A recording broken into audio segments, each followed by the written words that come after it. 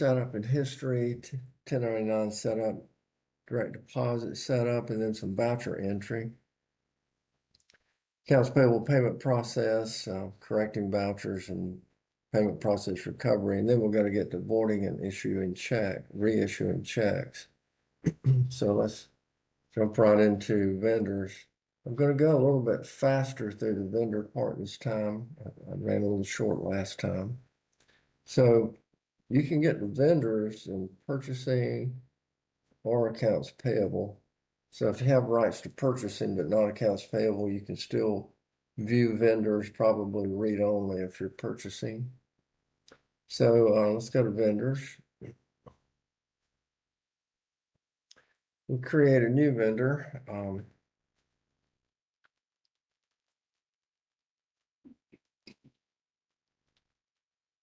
Daniel, Yes. hey, this is Cindy. Um, it would be nice if we could upload a copy of their W-9 somewhere, in there. Yeah. Um, well, Neil's on.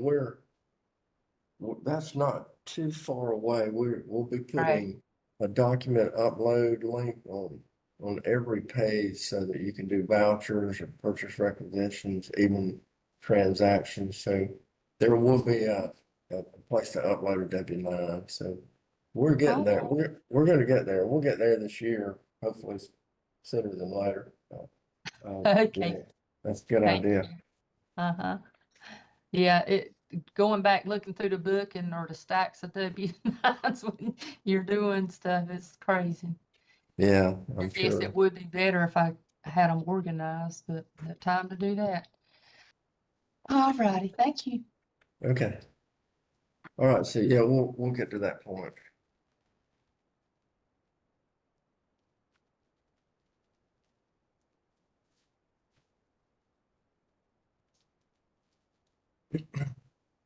And Neil, you are on, right?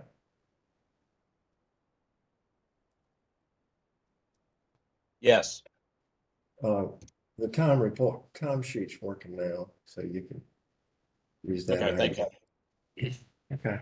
So anyway, I put the name of the vendor here. If I want the payment information to be the same, I can click the button for same as above. And that'll populate these fields. And then, everything else is um, optional, so it's not required. The name and the status is required. And so if you want to do 1099s, you have to check the box for 1099. And then when you check that box, the tax ID and the 1099 type becomes required. So I want to put a tax ID in here. Then my tax ID type is required. So I can either do an employer, an EIN, or a social security number. And then I have to tell it what type. Most 1099s are going to be non-employee compensation unless it's rent. Some people do other income, but if you read the regulations, most things fall under non-employee compensation, unless it's some kind of landlord you're paying rent to, or a hospital for medical care. Um, so anyway, the other thing is when you do 1099s, medical, other income, rents, and royalties go on miscellaneous 1099s. Then if you select non-employee compensation, that goes on the NEC 1099. Okay, and if you uh, get halfway through the year and realize you need to do a 1099, or you're printing 1099s and you're missing somebody, you can just go in and check the capture and fill out the information, and it'll pull that vendor in to the 1099s. You don't have to have it set, this is kind of misleading capture. It doesn't have to capture, it could just pull it from the general ledger if you forgot to do it at the time of 1099s. Then if you want to do direct deposit, you check the box for direct deposit, put in your routing number, and then only lets you put in 9 digits, just like the tax ID up here limits you to the size. Then account numbers, the longest account number is going to be 17 long. That's the longest one I've ever seen. And I think that's the maximum for the ACH file that gets uploaded for direct deposit. And then if you check this box, it'll send a direct deposit email to the vendor when you pay them.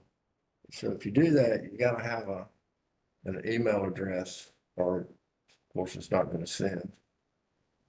Okay, so we can save that.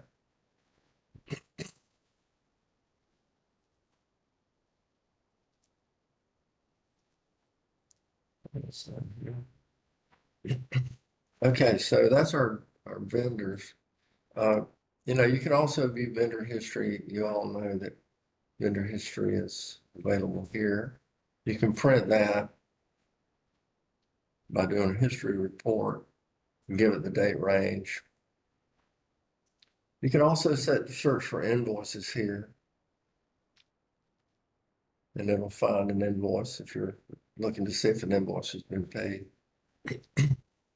The other thing is you can do this print selected posting, and this lets you see how you paid an invoice to this vendor. So that's real helpful when you're trying to figure out how to charge something, so you can see how it was paid. Okay, so let's take a look at accounts payable. Now that we have vendors, and you can also export this data here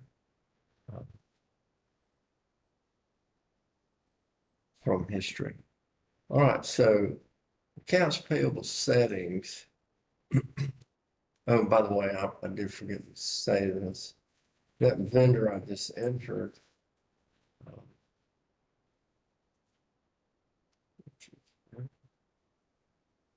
here. So it gave it a vendor number here. I left that blank. I could put a vendor number in, but it assigned the vendor number for me. If I leave it blank, it will. And it pulls that from this vendor number right here. And then these are the journals where it gets the journal code and in most cases, the transaction number for vouchers, direct deposits, voided checks, vendor credits, and electronic payments. We'll come back to vendor credits in a few minutes. But for checks, well, for these vouchers, direct deposit, voided check, those come from the journals. So if I look at accounts payable journal, then the VO will get the next voucher will be 1133, and then direct deposit, my next number will be 357. So that comes from here. Here's my electronic payment transaction numbers. And then, but for my checks here, that comes from my bank account. So if I go to the bank, it's got the next check number here. Because you may be using multiple banks and we don't want to duplicate the transaction number. And you always should, when you order checks, you always want to be mindful of not overlapping numbers, and usually who you order from will make sure of that. Okay, so also while we're here, in order to do direct deposit for vendors for accounts payable or for payroll for that matter, you got to have the direct deposit information for the bank defined here. And then, of course, the other part to that direct deposit is, the vendor account information. Okay. All right. So accounts payable settings. The other portion of direct deposit is you can put a reference code here or any discretionary data in the transaction description here. Those are not required for direct deposit, but you can put them here.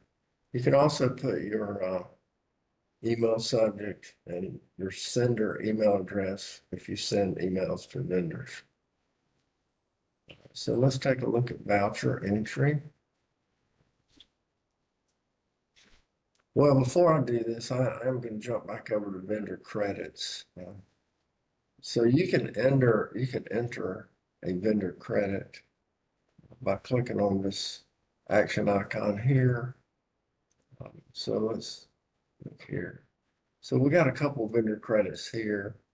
And the way that works is you can put in a new vendor credit and whatever the date is, and not the reference number, and the reason, the description.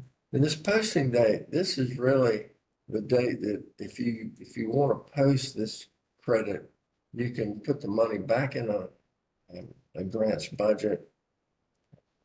So you want to be sure you select the correct date for when that expense was incurred. It could have been incurred in the previous month. So you want to do that. And then you would put in, who paid for that original invoice and what line item was used. And save that. Let's see. Oh, we gotta match my credit up here with my posting. So we'll save that. And you can post this. When you put it in, it's not posted. So we can post selected. And then that would change it to posted and generate a transaction over here in the general ledger. Doing a credit to the expense. If I can find an internet connection here from.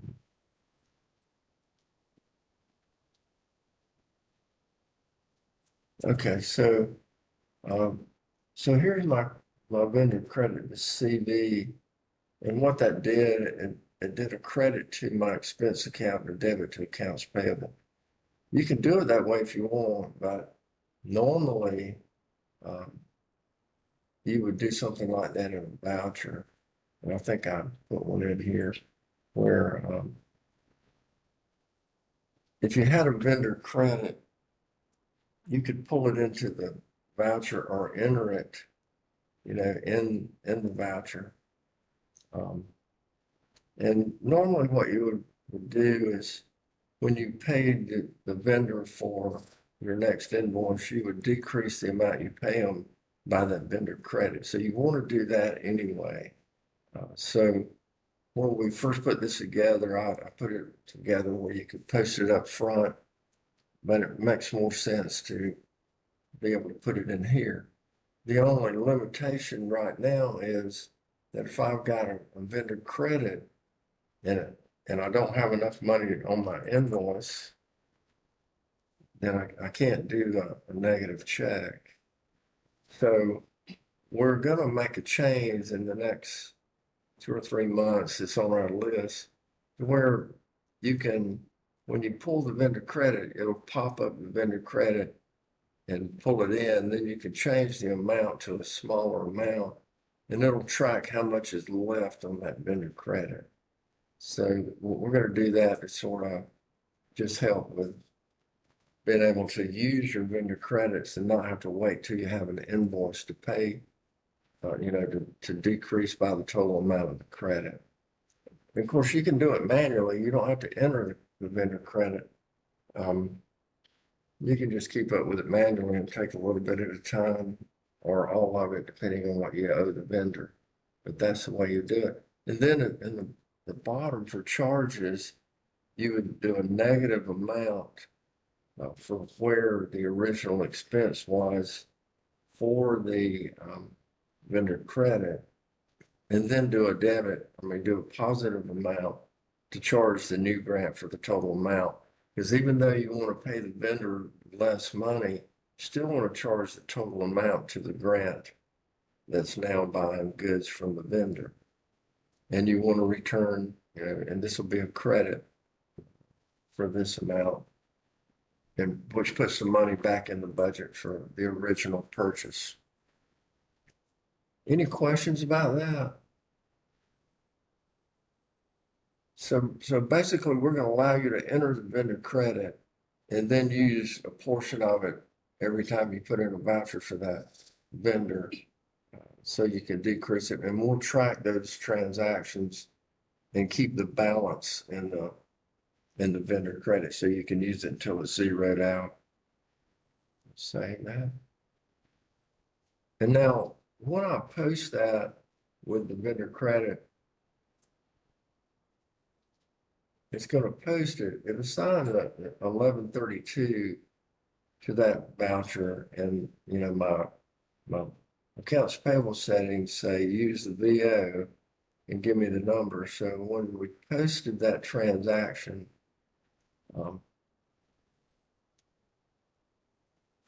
it used that VO number, a voucher number, and you see here where it did a credit for the 250 back to the original grant, and then your debit from the current expense. Okay, so if I do a new voucher, I don't have to put in a voucher number. I can. Some people do. Some people assign a range of numbers to different people, and they enter their own set of vouchers. They may be doing expenditures for Head Start or CSBG, or some people divide it up like that. But I would just leave it blank and let the system assign it. So if I select a vendor like that ABC School Supply where I entered that credit, you know that vendor's got a credit because this pull vendor credits button is enabled. So I can click there and it'll pull my credit in. So that's going to be the signal that you have credit. And in the future, we'll pop it up and I'll put it in here, let you decrease it or increase it and keep track of that. Okay. So when I enter a new voucher, I'll just select this vendor. And so this vendor is not set up for direct deposit, because if it was, it would default to direct deposit and have it in the drop down here. When you put in the description here and tab off that field, it places that description down here in your invoice line. And then when you select the bank, that's the bank you're going to be paying from. So you can run accounts payable for multiple banks. But when you select a bank, it'll default to that bank until you switch to a different bank. Just like for the dates, if you select a date, it'll keep those dates in there as you enter vouchers until you go to another day or you change those dates. So I'm going to enter an invoice here. And notice this post to accounts payable is selected, and that's because we defaulted it there, and I'll show you where that is. Okay, so as soon as we tab off here, it checks to see if this invoice has been paid. If it's been paid, it'll pop up a message and tell you that you've already paid that invoice.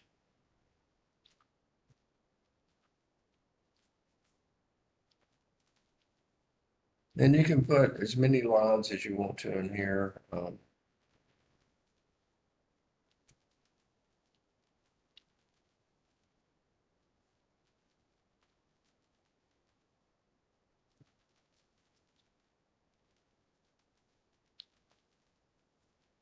And it'll print this on the stub of the check.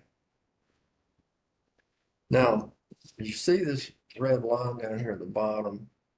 Just saying this total amount down here has to equal $1,500. And that's because we have $1,500 in invoices. So I can go and enter rows of my grants and cost centers accounts down here. Or if I wanted to, I could select a distribution and apply that distribution. That would automatically distribute this invoice to a distribution. Now, this one doesn't make sense because it's Head Start salaries. But if you had something like, if you wanted to do, like square footage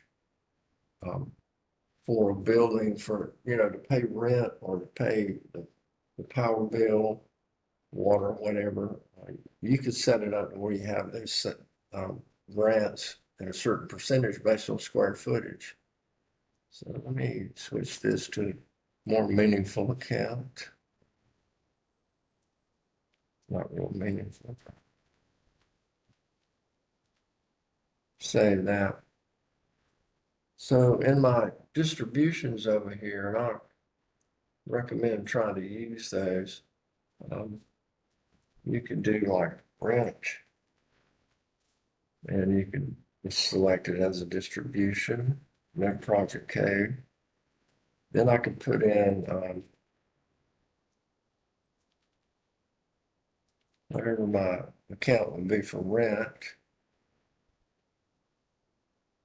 Let's use this one. And so this could be, this one has 2,500 units or square foot. And we could do, let's start here.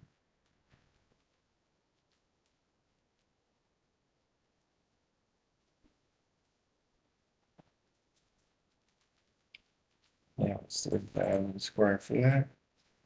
And then I'll do, let's do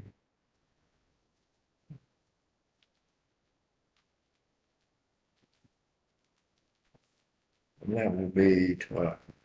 And I can click this button here to calculate percentages, and based on my square footage, I can do that. You know, you can also do this for mileage, or you can do it any units of service you want to use, but you can create this distribution here. And then we can go to accounts payable. Open this up here. Select rent and apply. And now I've got it distributed this way. So that's a good way to save time if you pay a certain invoice and it's always to the same percentage to grants. You can do that. The other thing I can do is if I wanted to, if I pay this vendor pretty much the same way every time, you know, it's a food bill or it's some kind of fuel bill or something like that, I can always click this button that says distribute like vendor. And what that does is looks at the last invoice paid to the vendor and does a distribution like that. It looks like this distribution. Let me look at another vendor, see if we have one with some history. Got this one.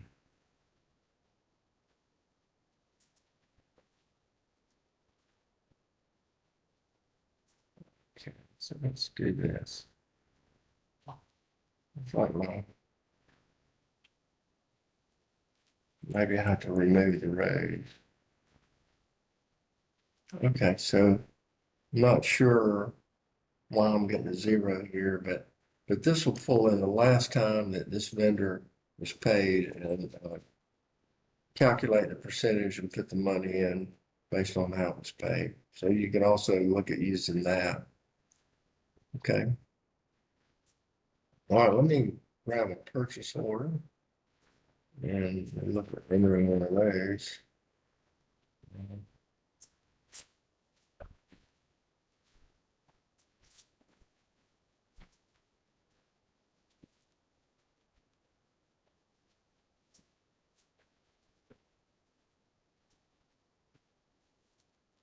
Get a couple here. So if you go to vouchers and you have outstanding purchase order, which is really good if you can have people enter their own purchase orders and have them approved and let you put them in your voucher. If you put it in, it'll pull all the information like vendor, the description, and for that PO, it'll pull in the distribution for the PO or the amount of money, how you charge it. Now, you know, for a purchase order, you can have multiple rows from your budget for that PO. And if you pay the PO in total, you can either pay less than that amount or if your agency allows it, you can pay even more, but you don't have to pay the exact amount of the PO. But you can also make a partial payment if you didn't get all the goods. And when you do that, you can distribute it by like the PO. So you have a button here, pull from PO. This will pull all the description. In some cases, it's relevant. In some cases, it's not. I'm going to click it and see what comes up here. So, got some good stuff here. So if I wanted this to be on the check stub, then I would just click this button, pull from PO. In this case, it might not be relevant because you've got a lot of stuff here. But like in the case of where you put a purchase order in for people to go like to a conference and you list 4 or 5 people and the amount paid for each one, instead of having to rekey it in the voucher, you can pull it from the PO. And while we're in here, let's just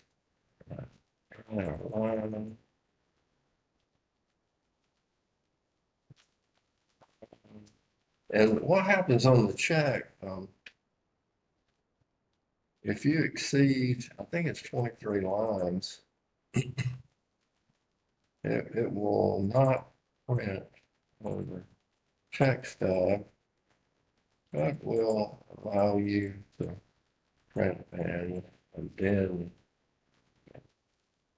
I want to make sure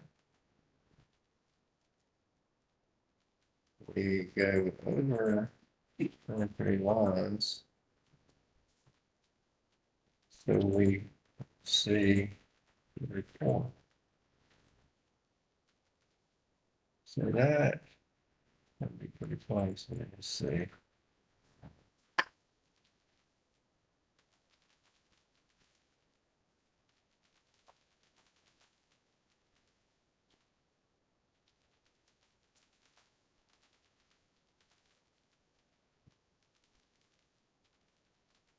Okay. Okay, we'll see if that's do it there. All right, so now if I go in here, not only pay certain amounts, and it goes down to 1122.57, you see this red box comes up down here because this is different. But I can click distribute like PO, and that'll distribute what I'm paying like the purchase order. So if you had 5 rows of grants and budgets in a purchase order, it would distribute based on that PO. Okay. All right, so I'm going to save this one. Let's see. So now, is there one more and then we'll run a check run? So let's pay my Under Armour. So if I go to this vendor, you see it automatically goes to direct deposit because I have it set up for direct deposit. It does have the other options. So you can either have a check, direct deposit, a manual check, or an electronic payment. Electronic payment is for when something is paid from your bank account, like a draft, or you paid something online and it was you wanted to record it as a payment. So, like me, if I go out and I use the company debit card to buy gas or buy a meal, then or if I go out and buy something for myself, um, I may want to do a voucher just so I can record that for the vendor I'm paying. It could be, a particular store or whatever, but an electronic, you could always do a journal entry to record an expense. But if you want it to be in vendor history and actually go on a 1099, you'd want to do an electronic payment. So, for example, sometimes I may transfer money from our business account to my account instead of writing me a check. But in that case, Ruth will go in and do an electronic payment so that it'll come out on my 1099 and be in my vendor history. Okay, so direct deposit.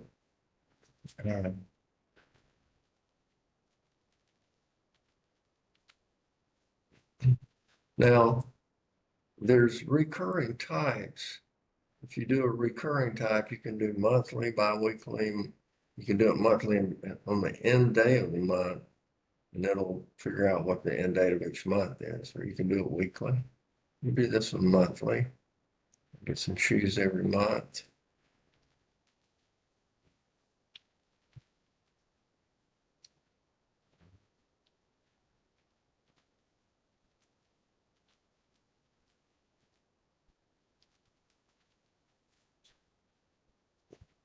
And then I could think I'll apply the rent distribution here. All right, so got direct deposit, so save here. And just a couple things here. If you do enter one, if for some reason you had to write a manual check does require the check number and the check date to be entered. And then let's see, do an electronic payment. And an electronic payment, you do have a confirmation number because a lot of times when you pay online, you do get a confirmation number, so you can record that as well. Okay, now, so we see in the case of these here, I have the postal accounts payable set, which I recommend for everybody, so you can record an expense when it occurs and then make the payment, possibly in a different month or even at the end of the year, post a voucher to accounts payable the grant year. You can pay that payable in the new grant year without affecting, or having to put the expense in the right place because the voucher will put it in the right date. So if I enter one that's set for posted accounts payable, it's going to have a status of not posted. If I enter one that I don't have that check, it'll automatically go to ready for payment. But in order to get these ready for payment, I've got to post them. So I'm going to post selected.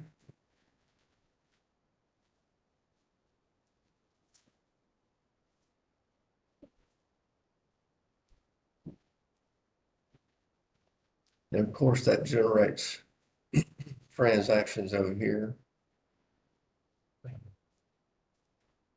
for each one of my vouchers. And by the way, the settings here, if you have this box checked in the settings, it's always going to have this box checked, default checked when you enter a voucher. All right, so let's see if we can't run a check. So if I go to payment posting, we'll do a new one.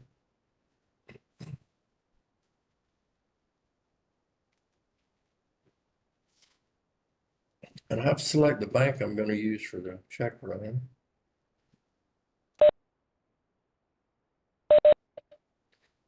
And then I have to make sure my due date includes everything I want to pay right now. And my check date defaults to today. If I want it to be something different, I can change that and it won't affect what I pull in. But let's see if we can get these in.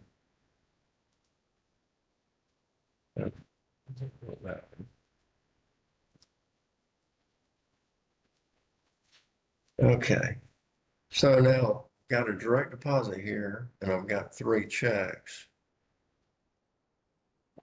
Let me see if I've got any. Okay, so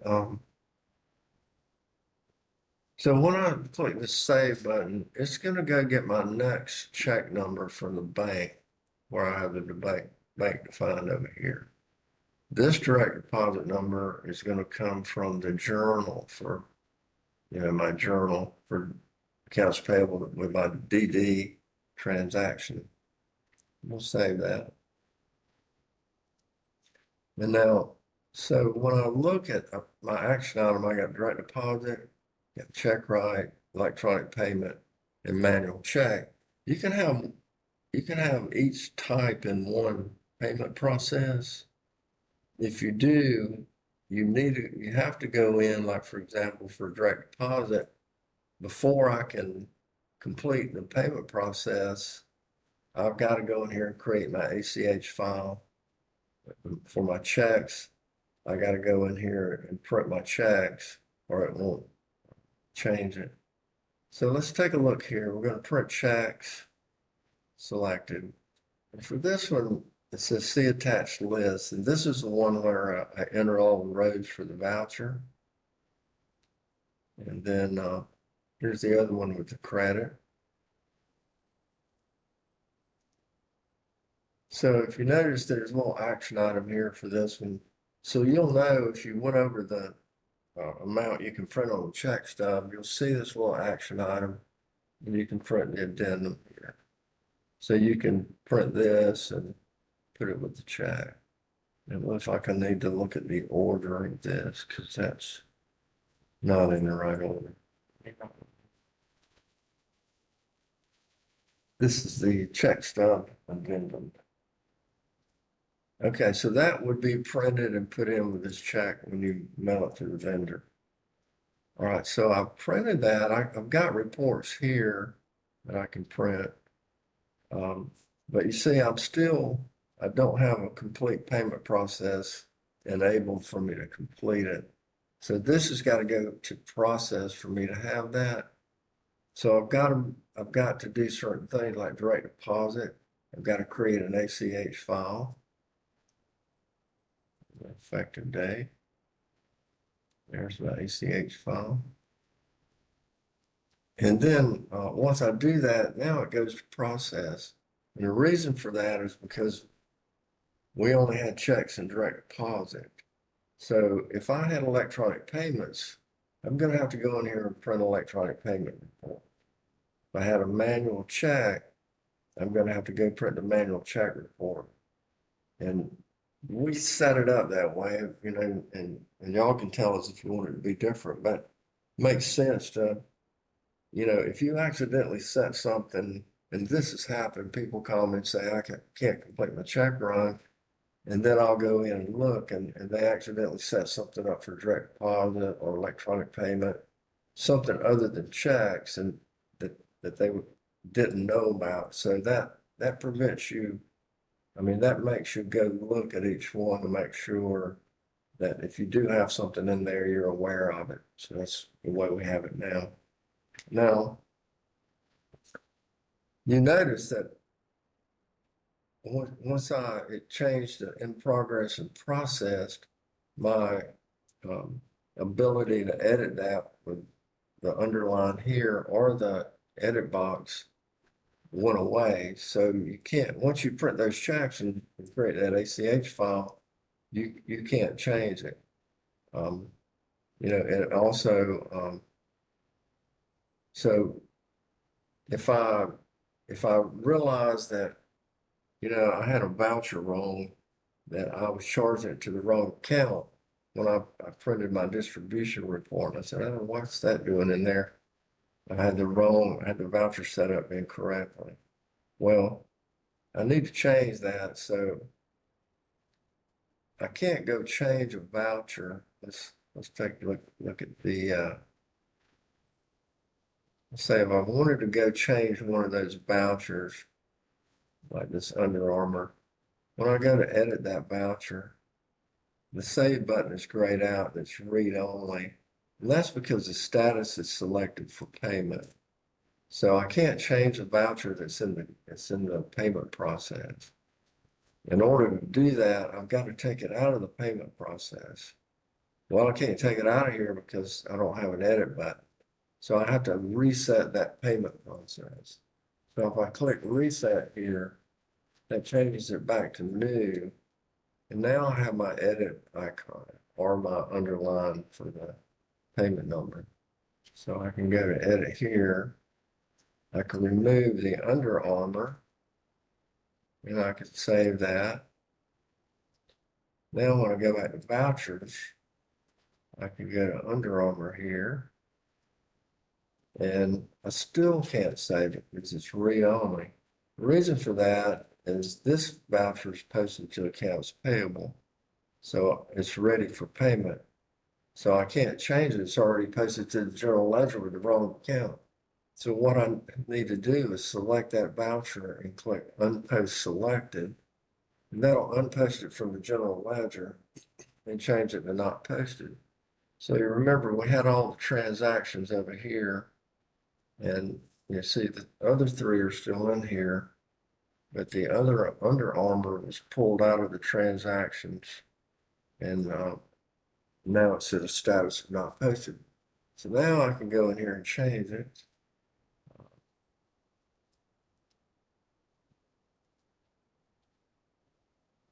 Save it. I can post it again because I can't get it back in the check right because it's not posted. To get it into the payment process, it's got to be ready for payment. So now I can go back over to my payment process, edit that, and put my voucher back in there, save it. And now I'm right. I can look at my distribution report. I've got the right stuff in there. Now, so now I'm still at new though. I can't complete the process. So now I've got to go back in to direct deposit, create my ACH file again. And then I've got to print my checks again because, you know, for all the check print the payment process knows I could have added another voucher or, you know, removed voucher and left it out. So it requires you to go back into these areas before it's changed the process and enables the complete payment process. Now these are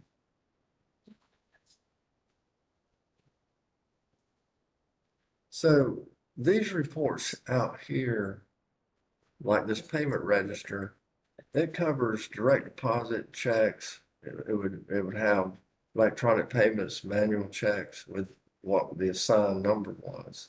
So this covers everything. All these reports here include all the vouchers and the different types of payments.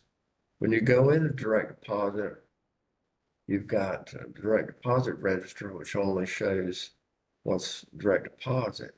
You also got your statements you can print to mail to a vendor that he's had a direct deposit. You could also send an email. So let's send an email. Daniel, Yes. when you edit a transaction, if you're doing a check, it assigns the same check number. If you are doing direct deposit or electronic payment, it assigns it a new number. Is there any way to change it so it will assign it the same number? Yeah, that's one of the items on our list to work on. And while we're on that, here's the dilemma there. Because I'll allow you to do a transaction here and select any journal and any code, I have to be careful that, you know, I don't let you use what was just used in the check run. So it was set up to assign the numbers when you saved it, like you're talking about. But what we need to decide is, do we, you know, pull those numbers out and keep them, just have them not available, or, and the other thing is, you know, if you added 2 or 3 vouchers, you know, I would have to renumber direct deposits like that. But I think the solution to that is going to be reusing numbers that were not used. So if I keep up with the numbers I assigned in the payment process, even though I increment to this next number, if I reuse 354 or 355, 356 numbers, that would solve the problem. So I'd really like some input from users, and we'll probably talk about it at the conference, but we do need to decide what to do about that and implement it. But I think it's going to be, even if you use a number here in transactions, if I go in here and do a journal entry,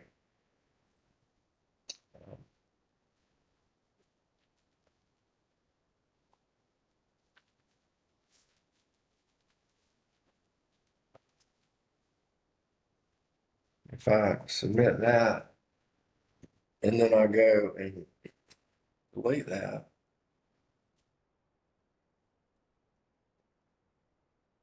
I my next journal number for journal entry is going to be 304. So I've just lost a number. So what I think we should do is grab those unused numbers that have, even though we've implemented past them, and reuse those numbers. And I think that would be okay. The only problem is if I did another journal entry and it got 304, and then if I did a journal entry and if you deleted a journal entry and I reuse that number, it may look like that number's out of sequence. Like if you dated one today and then you did one next week and it had a number that was less than the one for today, that's the only issue there. But you're right, when you go to payment process, and what she's talking about is if you open one up after you remove a voucher and put it back in and save it, it reassigns the direct deposit number for the next available one. So your direct deposit numbers have just changed, or incremented past where they were when you previously saved the check. So yeah, we're going to address that. I'm thinking about it about once a week and say I need to get that resolved, but it doesn't happen. Well, I don't know how often it happens for you, but it's one of those things that we're trying to get to. But yeah, we'll solve that issue. Okay, so remember these reports include everything, and then in the individual action items, these reports only apply to what payments are in here. And for checks, you got the addendum you can print. You can also export the check register, export a bank reconciliation, and then we have an export positive pay. So these are three different formats that banks can use for reconciling checks that you've written. So some agencies, especially the ones that have some fraud, will upload a file to the bank to let the bank know what checks are coming. So that's what these are for. And somehow we wound up with three different formats, but if we need to add another one, we will. But I think this covers most standard formats for banks. Okay, so let's say we complete this check run, and we realize that and when we complete it, that means the transactions are over here for the checks and the direct deposit. And then, when we post these, it records vendor history. Well, if I printed the checks wrong, they got the wrong number, I print them upside down, I can go back to the payment process and recover that payment process. So when I recover it, it goes back to a status of in progress. So I would have to go back into my check write area, possibly, use the next available check from the bank, which would be 1575, and reassign my numbers from there so that I can reprint my checks. I can do that, finish my checks, and complete the process again. So you can recover, but you don't want to recover, and you can also do this for vouchers that were posted wrong. You just have to reset and change them. But you don't want to go too far back with this. You just want to stay pretty current You probably want to do a journal entry if you go back too far, because you can mess up reports. I'm gonna complete that, but that's real easy to do. Work really well for situations like bad checks or printed wrong or whatever. Okay, so let's take a look at voided checks. So I'm gonna go in here and post my checks here.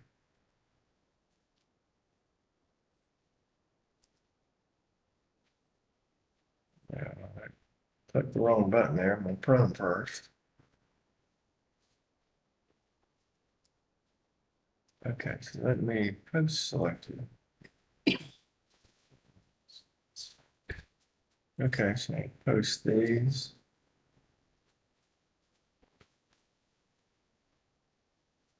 Okay, so now over in my bank accounts, if I go to the bank where I printed those checks and go to transactions, I can see my checks right here. So if I want to void a check and I'm not going to pay it, um, I'm just, we decided we're not going to pay that invoice and we're just totally going to void it. Then I would use the void selected. And what that'll do is reverse both the check and the voucher. And when I do that, it'll use the transaction codes that I set up for voided checks. So it'll do a VC for the voucher and a VC for the check. So let's go there and void one of the checks. We'll void this one totally. And it removes it from my list of outstanding. And it goes into my voided area. So I'm going there. Now over in my transactions, I've got these VCs here. And you can see right here, here's my void voucher for the check. It gives me the voucher number. And this is void check, gives me the check number. Okay. So I can post these and I'm good to go.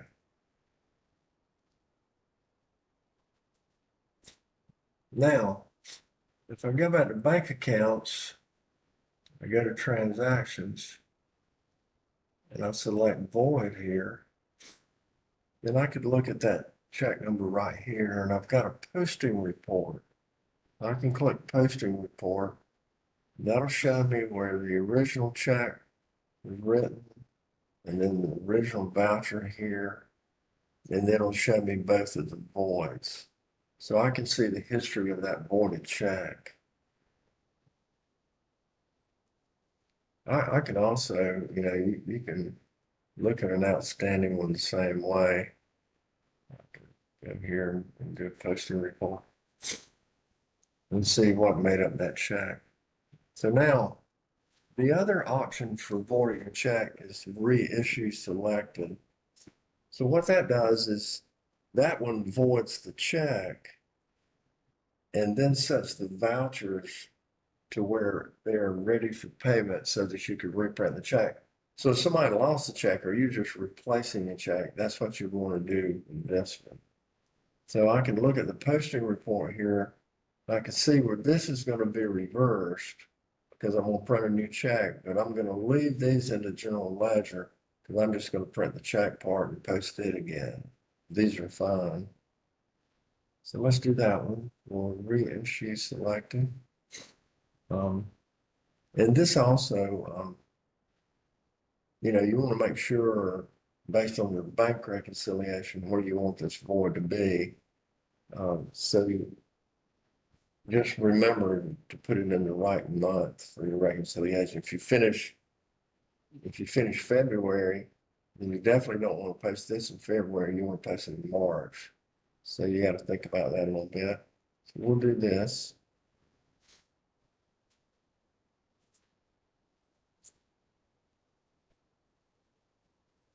Okay, so it says check has been voided, the voucher is ready for check reprint.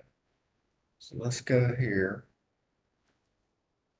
And we'll see, a voided check. Okay, so there's no voided voucher, just the check.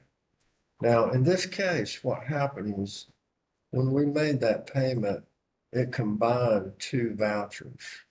So if I go back over here, I've got these two vouchers where they were, where they were combined for that one check. So you see the description now has a little bit of more information after what was in the description. It says payment reissued. So I can select those two and see, print this selected.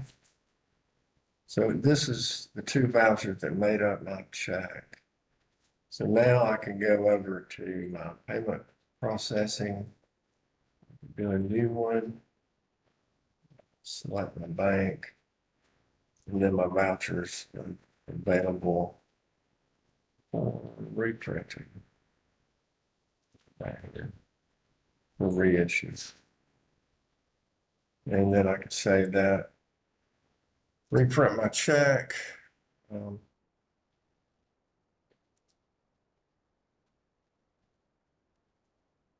then, when I complete this one, then of course it's gonna generate another transaction for the check. So here's my new check. Okay, so that concludes what we wanted to cover today. So does anybody have any questions or comments? Jody, thanks for your comment, and also Cindy, thanks for that comment about uploading the W-9. That's good information. Good idea. Any other questions or comments or suggestions? Daniel, this is Cindy again. Hey, Cindy. Can you call me when you get a chance? Yeah, I'll call. All righty, thank you.